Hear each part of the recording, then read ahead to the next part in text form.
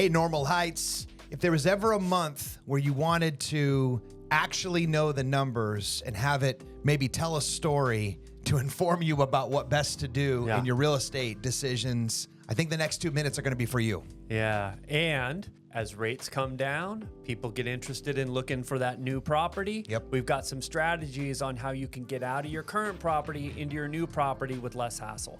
September's already here. Let's do this.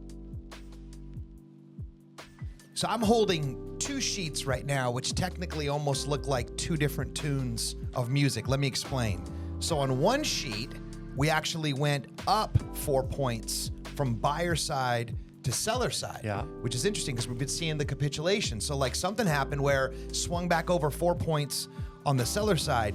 The existing home sales have actually outpaced the inventory. Now, you could say a lot of that are the summer sales, right? So that's kind of, this is when that goes down. So that probably makes sense. But when I switch to the other sheet, here's where the song actually shifts to like a tearful ballad where someone loses their dog. Oh, no. So new listings here up 35%. Okay. Now that's year over year. Yeah. So that's like, so you know what I mean? So that's compared to last September. So that's like legit. That's not just, because of last month. That's like year over year. So last month of last year, that's a big jump. Right. But here's where it gets really weird really quick.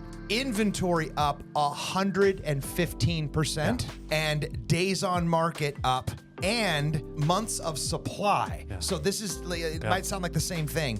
Months of supply up 127%. So not a podcast to get into the differentiation of that. Basically, let's just oversimplify and say bad news for sellers because you're starting to get a ton more competition and the prices finally saw their first median drop. So we dropped 27.6% last month. I know that's a lot of numbers, but I had to do like number rich this month because I don't even need like op-ed on that. Like the numbers actually say the whole thing. Yeah. That's incredible. More properties on the market, staying on the market for longer, getting less for your money. And price down, Sure.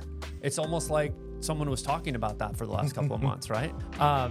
Yeah, and so what we're seeing is an entire shift. And what's interesting is at the same time that's happening, rates are falling. Right. And as these rates are falling, I'm starting to get more phone calls like, hey, all right, I felt a little trapped in my house because I had a super low rate, but I'm starting to think like, what about that next place? We had a kid and we're at 3%, so we didn't want to get out of this rate, but what's next? And so I'm having a lot of conversations about the strategy of getting out of your current home and into your new home. Primarily the challenge is timing, right? So from a real estate perspective, you know how this goes. That's right. I go to a seller and I say, hey, I'd love to buy your house. And they're like, great, I'd love for you to buy it. And you're like, oh, and by the way, you got to wait for me to sell my house.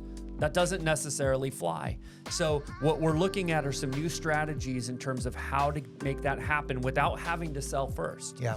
Primarily what we're seeing is different strategies on the current home. So we can do things ahead of time to get you ready, have the money for your down payment.